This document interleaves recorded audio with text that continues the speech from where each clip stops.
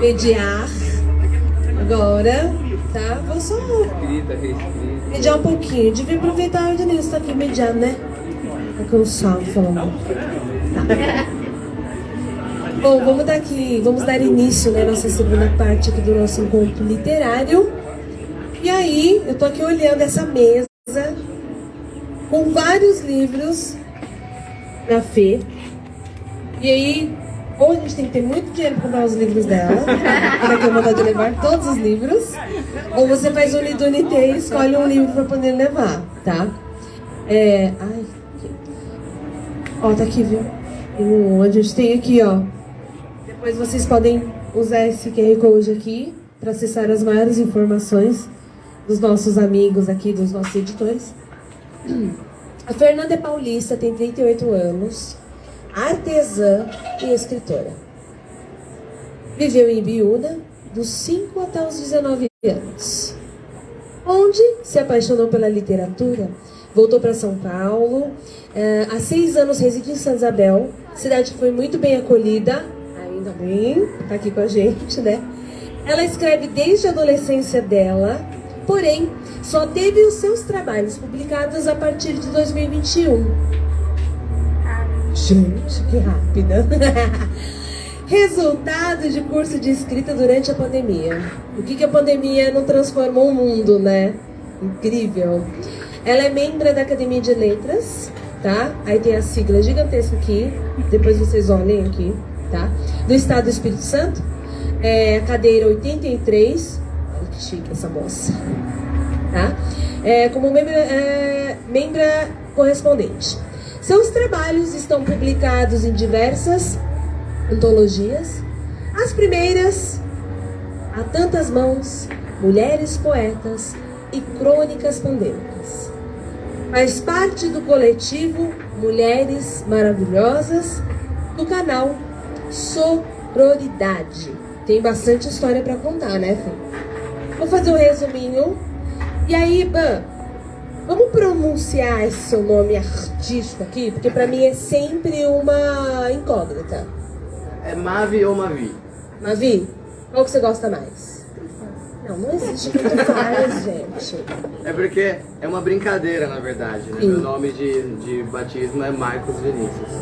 Aí eu uso Mavi como uma brincadeira com o francês e tal, de minha vida, etc. Então, vamos lá. Mavi, que agora eu não vou errar mais. Não é mais fã, né? Não. Mas é por isso que eu perguntei, chamei de Ban pra poder corrigir, né? Também conhecido pela alcunha de Ban, que chamam de Ban. Podem me chamar de Ban.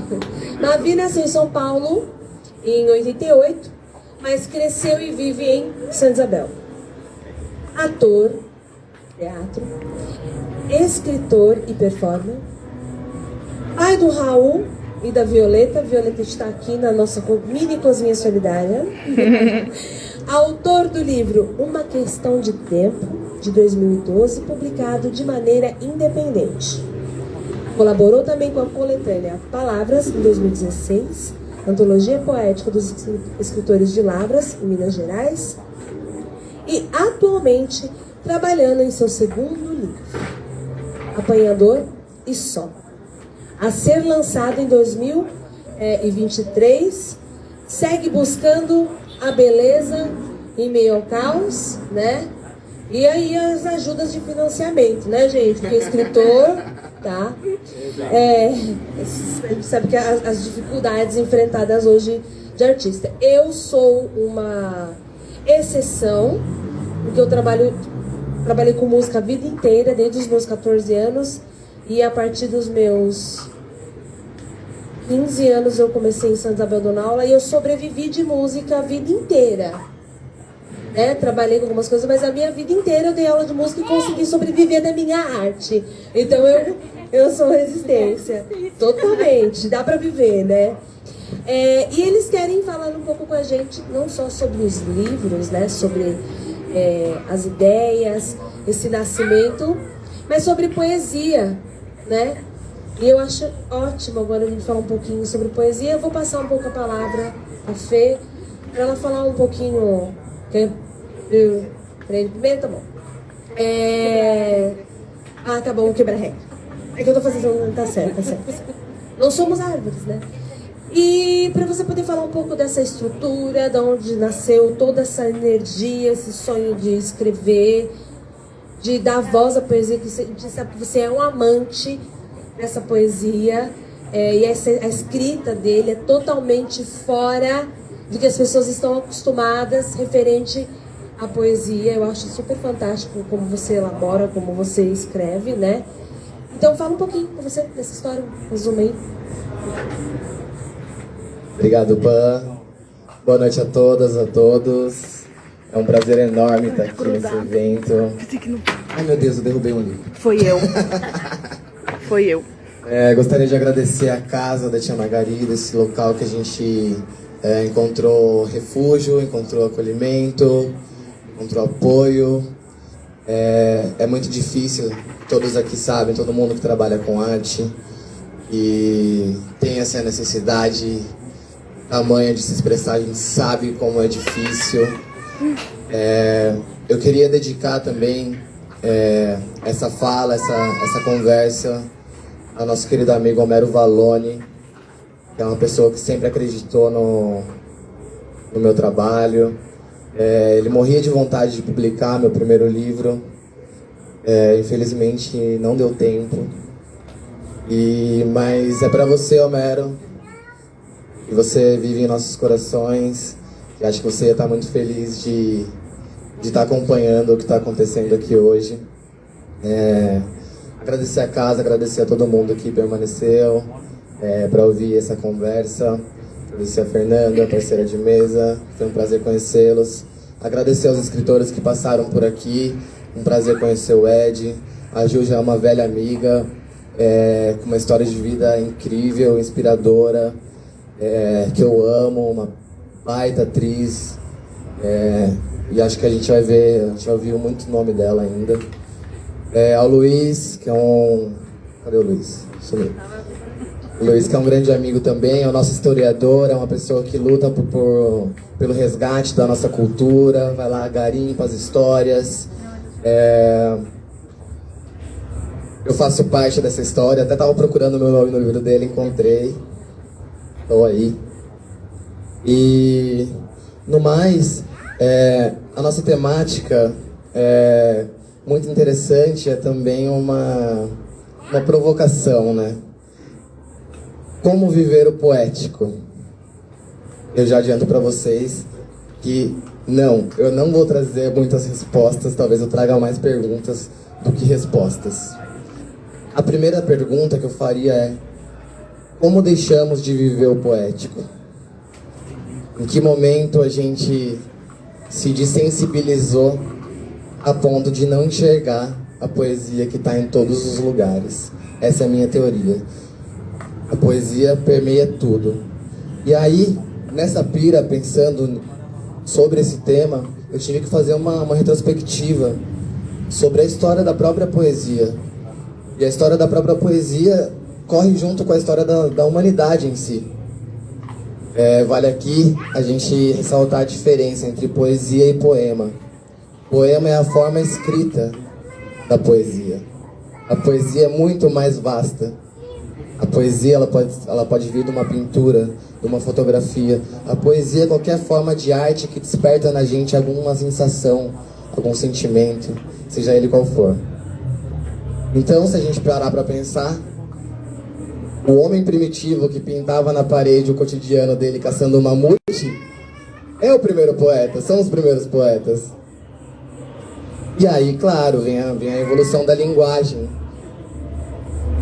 O primeiro registro que se tem, eu estava pesquisando, há mais de 7.000 anos atrás, na Suméria. Suméria é aquele território que fica ali entre o rio Tigre e o Eufrates. Depois veio a ser chamado de Babilônia, e que hoje em dia é a região do Iraque, da Síria. 7.000 anos atrás. E eles encontraram lá uma peça entalhada, né, na escrita deles, cuneiforme e tal, que era uma epopeia sobre o rei Gilgamesh. 7.000 anos atrás. Então a poesia, ela evolui junto com a humanidade em si. E a gente tem a Antiga Grécia. A Antiga Grécia era a farofa da GK, né, dos poetas. foi lá que surgiu, que a coisa tomou proporções, assim, gigantescas, assim. A galera ficava na rua lá. E lá que nasceu também o termo da poesia lírica, né? Tem aqui minha esposa Priscila Lira. E a poesia lírica nada mais é porque a poesia, até o século XV, ela era cantada. E na Grécia Antiga, geralmente, ela era acompanhada pela lira. E aí se criou esse termo da poesia lírica. Mas na Antiga Grécia havia as epopeias, né? Homero, a Ilíada, a Odisseia. E eu associo muito o lance da poesia com a memória também.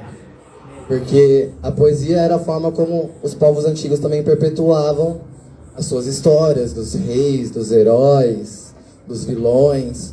Brecht, muito tempo depois, vai falar sobre isso também. Sobre quem escreve a história são os vencedores. A gente nunca ouve a versão da história de quem perde uma guerra. Então a gente sempre ouve a versão dos vencedores. E aí entra toda a narrativa, né? O poder da palavra, o poder desse registro. E tem outra passagem que eu acho um pouco cômica também na Grécia Antiga, que é o lance do Platão, né? O grande filósofo Platão. E na República de Platão, ele idealiza a cidade perfeita, né? Como seria a cidade mais justa, a cidade mais digna, né, da verdade. E Platão exclui quem da cidade perfeita? Os poetas. Pensa, né? Porque ele acha que os poetas eles podem desvirtuar a galera, tirar a galera da retidão. E é um pouco verdade, a poesia é subversiva mesmo.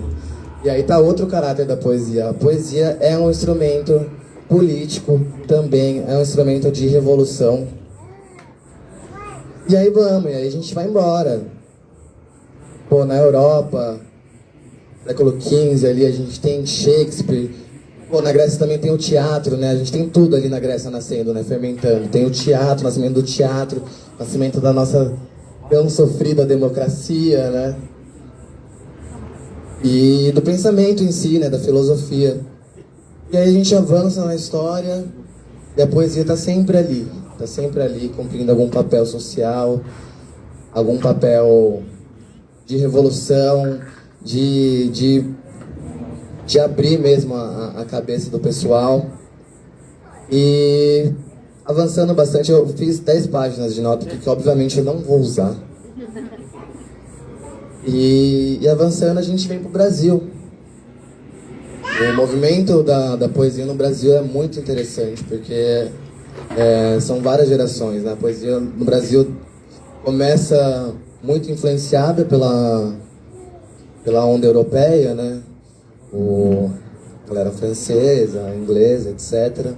A gente tem ali o tempo do romantismo, do ultrarromantismo, inspirado ali pelo Byron, por esses caras. Mas o ponto de virada para mim, que eu acho que é muito revolucionário, é muito significativo, ocorre ali em 22, uma semana de arte moderna, que ali é uma ruptura muito grande, a ruptura com os estrangeirismos, uma volta para si, né, pro nacionalismo, pro folclore nacional, para as coisas que o Brasil tem, né, o manifesto antropofágico, que é uma coisa super radical para a época, eu acho, super revolucionária, né, de você deglutir tudo que tem e regurgitar aquilo e transformar numa outra coisa. E da Semana de Arte Moderna saem expoentes, né, na poesia como um todo, a Tarsila nas artes plásticas, né, o Mário Oswald de Andrade, e o modernismo tem ali 3 fases, e uma delas a gente tem nada mais nada menos que Carlos Drummond de Andrade, né, já que a nossa mesa fala de poesia e cotidiano, o maior poeta do cotidiano, né, um ser político, um ser social, socialista, que revolucionou e é visto como o maior poeta da nossa história. Entre outros ali temos o João Cabral de Melo Neto, que é um desculpa o termo, puta poeta, sabe, um poeta arquiteto que eles falam, que é um duplo sentido, né, porque ele era um arquiteto de verdade, mas ele era um arquiteto das palavras, né, aquela coisa tudo muito bem encaixada, uma perfeição matemática mesmo da coisa. Escreveu Morte e Vida Severina, que é um marco também, né? Que traz ali a vida dos retirantes, expondo mesmo essa realidade. Então, acho que a função social do poeta é bater de frente mesmo com o establishment, né? Com o que está estabelecido, é propor novos pontos de vista. E depois eu quero ler uma coisinha do Drummond que eu separei, mas eu vou passar um pouquinho a palavra para a Fê, porque ela vai trazer um pouco da Maria Carolina de Jesus também, que é importantíssima.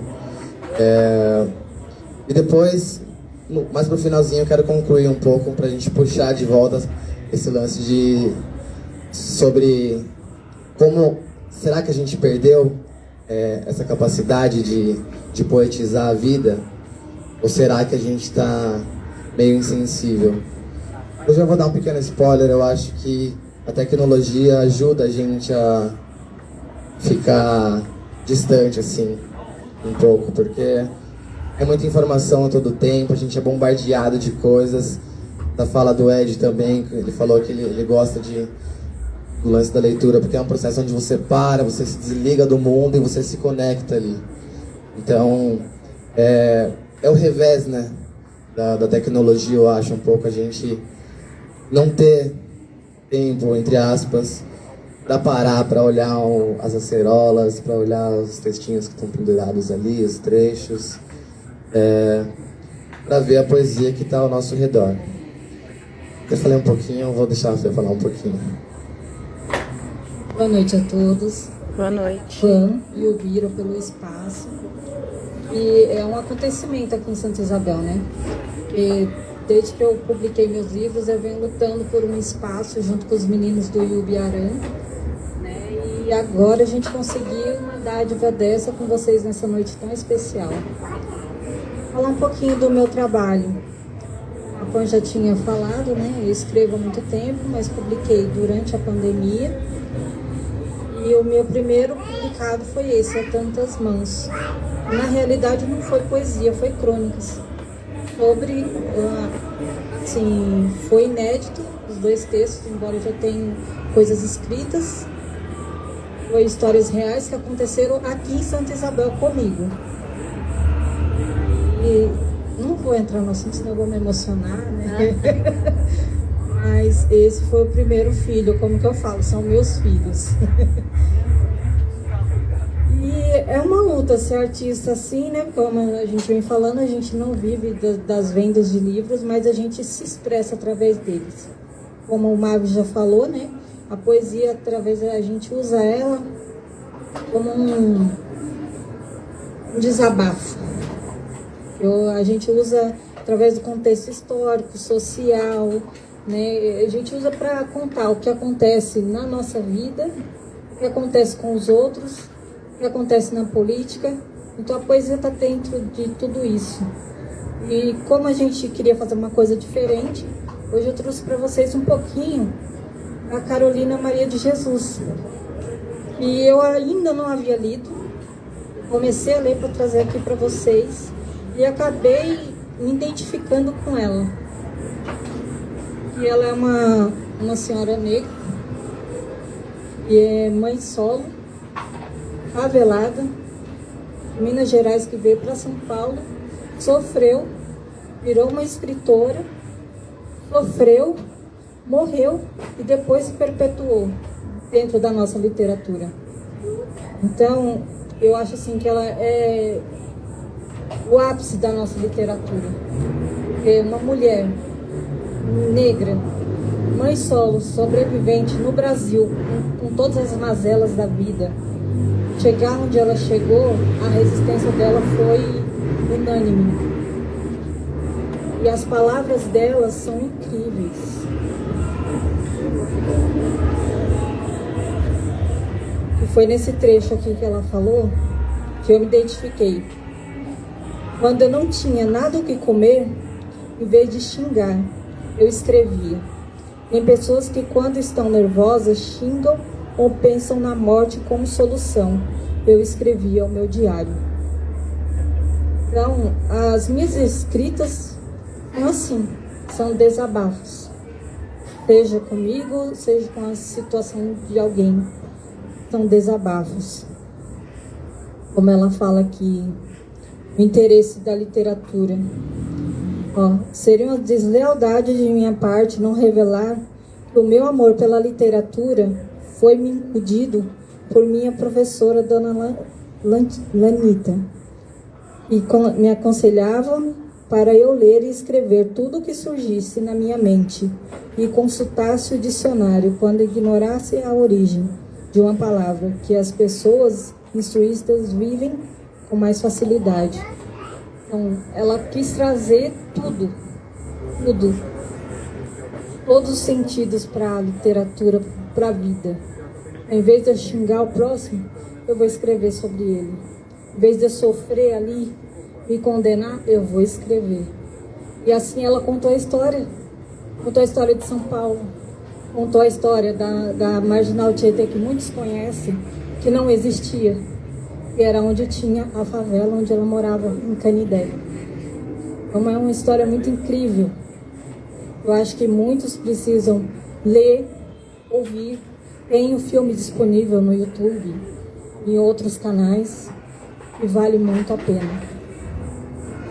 Vou mais um pouquinho para o Marco. Vamos mediar aqui. Observando as falas, né? Como artista, a minha pequena percepção, porque eu não escrevo, porém, há muitos anos atrás, né? Eu falei, Bira, eu vou escrever alguma coisa. Nunca pensei em escrever um livro, porque eu trabalho com música, né? Então a minha criatividade é mais musical. Porém, escrevo músicas, né? E toda música você começa fazendo um texto. E aí eu falei, Bira, eu vou escrever um livro sobre o preto e a preta. Tem uma questão pessoal e religiosa, né? Comecei a escrever e depois assim eu parei. E vocês falando sobre essa questão da rede social, eu falei hoje mais cedo com os meninos, quanto a rede social afastou-nos dos livros. Porque antes da escola você é obrigado a ler um livro por mês, 2 livros, né? A gente tinha contato com o livro porque era algo que a gente se distraía, ia para outro astral, né? Outro momento, aquele momento pessoal. E hoje, pouco se vê as pessoas andando com um livro, de repente, numa padaria.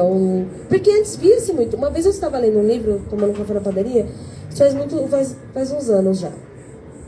Aí um senhor me parou e falou assim, olha, posso te falar uma coisa? Aí eu falei, sim. Eu estou encantado, porque eu não vejo mais ninguém lendo livro. Você tão jovem lendo um livro. Aí eu dei uma risada assim, falei assim, eu não gosto de livros, né? E eu falo isso hoje porque eu tento inserir livros para o meu filho. Então, quando eu dava aula de música em Garatá, eu dava aula dentro de uma biblioteca. Então, eu fazia uma brincadeira com ele. Eu dava aula só nas quartas-feiras dessa biblioteca, então toda quarta-feira eu levava um livro. Em uma semana ele tinha que ler o livro. Aí eu falei, se você ler esse livro, eu vou trazer um gibi, um almanaque do Homem-Aranha, da Marvel, algo assim de super-herói aqui. Então começou um livro e um almanaque. Depois era um livro, depois algo referente à ciência, história, alguma relacionado, e algum outro livro. E de repente ele começou a ler 3 livros, né, amor? Em uma semana, assim, ele lia. Eu falava assim, não tem celular. Você precisa ler um pouquinho, e depois você vai voltar, mexer no celular, brincar. E olha como foi isso. A primeira vez ele pegou um livro, era assim. Aí ele passou uns 3 dias e ele falou pra mim que tinha lido. O que ele não esperava é que eu havia lido o livro antes. Mas de tamanho, né? Professor é um negócio. E eu fui conversar com ele, e ele parou e ficou assim pra mim. E eu falei pra ele, poxa vida, você não leu o livro. E aí eu falei pra ele, ler um livro é muito legal. Porque você vai estar à frente de todos os seus amigos. Você vai ficar muito mais rápido. Você vai melhorar a sua escrita, você vai surpreender sua professora na hora que você for ler uma redação na escola, você vai ter um assunto diferente para conversar com seus amigos. Aí ele ficou com um olho para mim e falou assim, Quando você fala para seus amigos que você pegou um almanaque, que você viu a história, que você... E aí, o que aconteceu, ele? Falei, olha, porque quando a gente se engana, a gente engana a gente mesmo. Pra mamãe não vai mudar, mas pra você... E aí eu comecei a perceber que aquilo pra ele foi... Porque ele gosta de pintar, né? E o espaço hoje, vendo vocês falando sobre poesia, sobre as crônicas, de repente sobre ela, a situação de ter um problema, no caso da Ju, uma história pessoal, que eu acho que é o primeiro passo para a escrita, é o pessoal. É fantástico, porque você começou com um, daqui a pouco veio outro, né? Fica estendido aqui. Não vou conseguir chamar você de novo. A nossa ajuda da Casa Tia Margarida pra gente lançar seu livro físico. Vai ficar aqui Já vamos sentar ali quando acabar pra gente pensar nisso, porque a gente precisa ter o seu livro físico, né? Vamos ajudar o amigo a ter o livro físico. Mas assim, breve resumo. Pra Fê e pra você, qual foi a maior dificuldade de começar um trabalho? Teve algum bloqueio? Um momento assim, você falou assim, eu não vou escrever mais. Sim. A resposta é sim. Eu não sei se acontece com todos. Realmente a gente é muito autocrítico. Nunca tá bom. Nunca tá suficiente. A gente acha que ninguém nunca vai ler aquilo, que ninguém vai comprar. E essa é um dos maiores bloqueios que a gente tem. Assim, tô escrevendo, mas é pra mim. Como as minhas amigas dizem, que nós somos escritores de gavetas. A gente vai escrevendo por uma gaveta. Aí depois que a gente sai, a gente sente pânico. Tipo assim, será que alguém vai ler?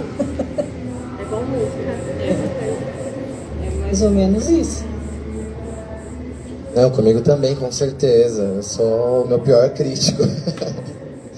Tanto que esse meu primeiro livro, Uma Questão de Tempo, rolou todo esse processo, era pra ter sido publicado, não foi.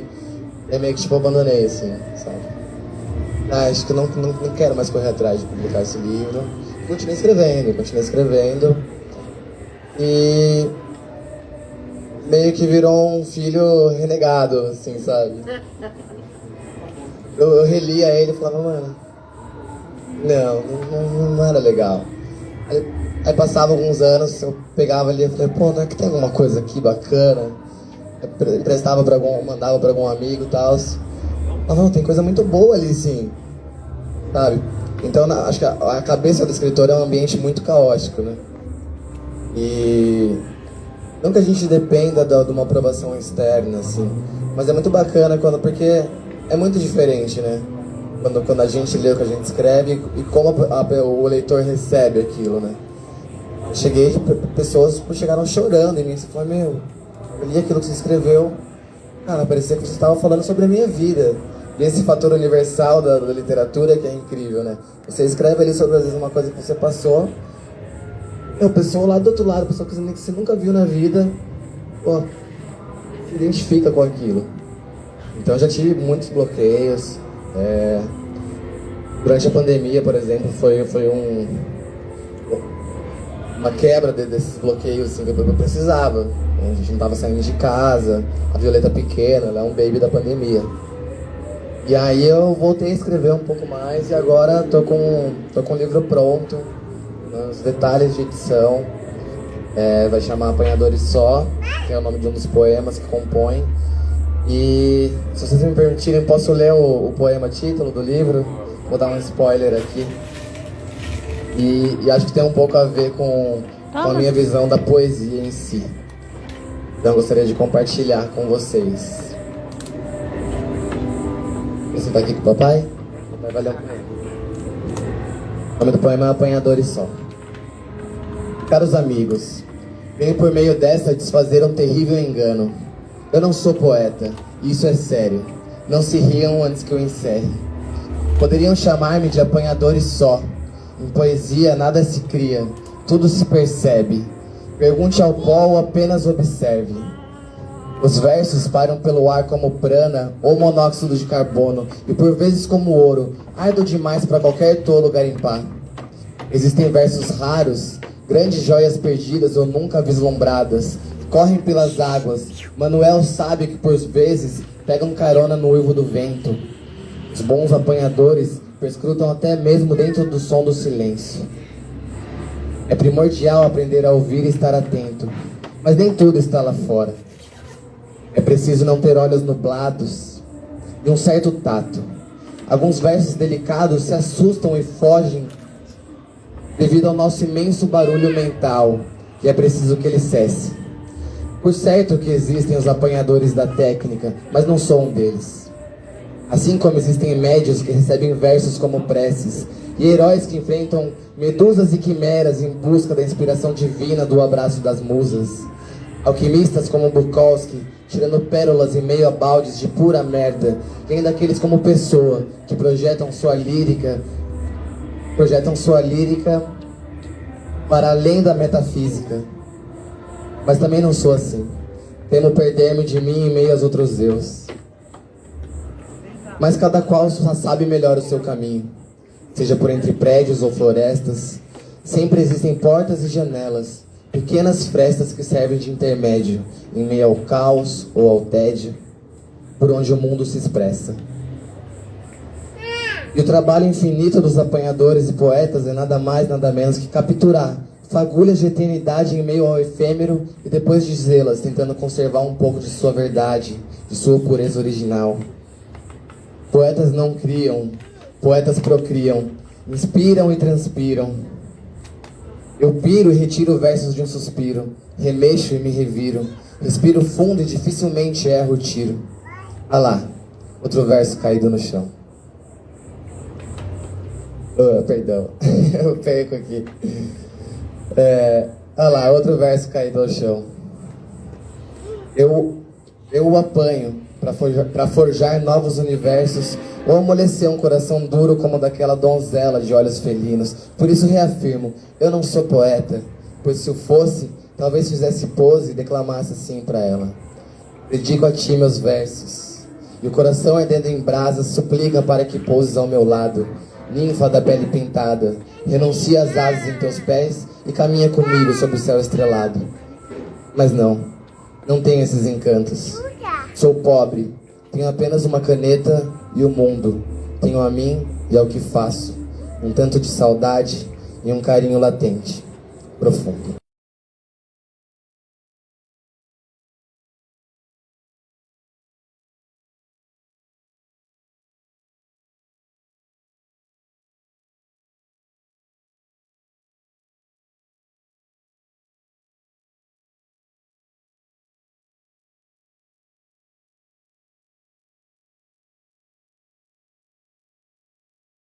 Lembrando da minha primeira máquina de escrever, Olivetti Verde, onde aprendi a datilografar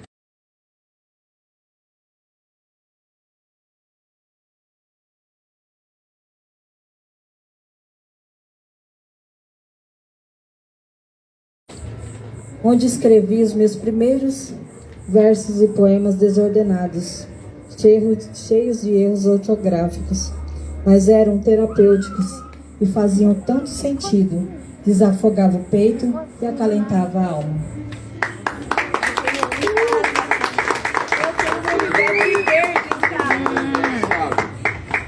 E legal, aqui, eu vou ler um pequenininho aqui, da Carolina Maria de Jesus. Não digo que fui rebotalho, Né? Então já tô com vocês aqui, minha cabeça tá só pensando grande, tá? Eu não quero estender mais devido ao horário. Vocês querem deixar algum recado, uma fala final? Tá aqui o microfone pra vocês e depois eu encerro.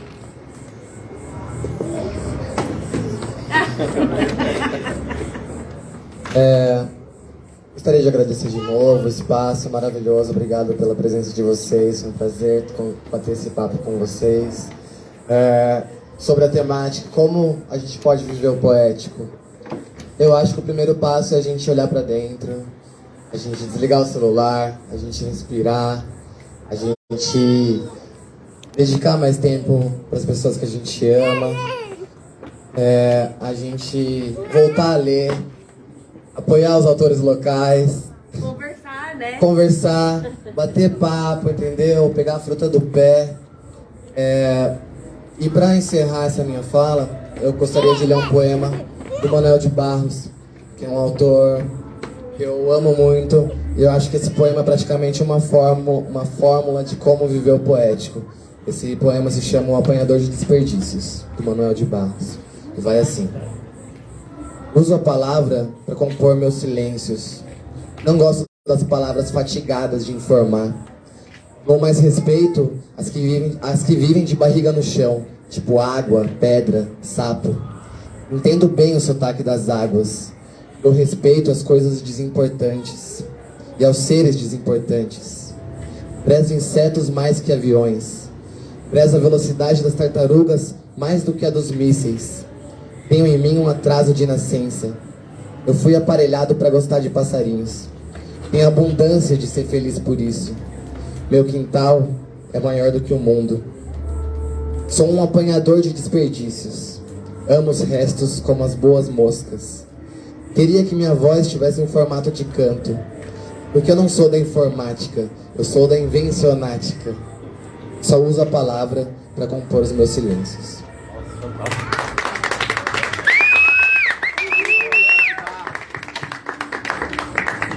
Eu queria agradecer mais uma vez a vocês por esse espaço maravilhoso, a todos vocês que ficaram, né, para acompanhar a gente.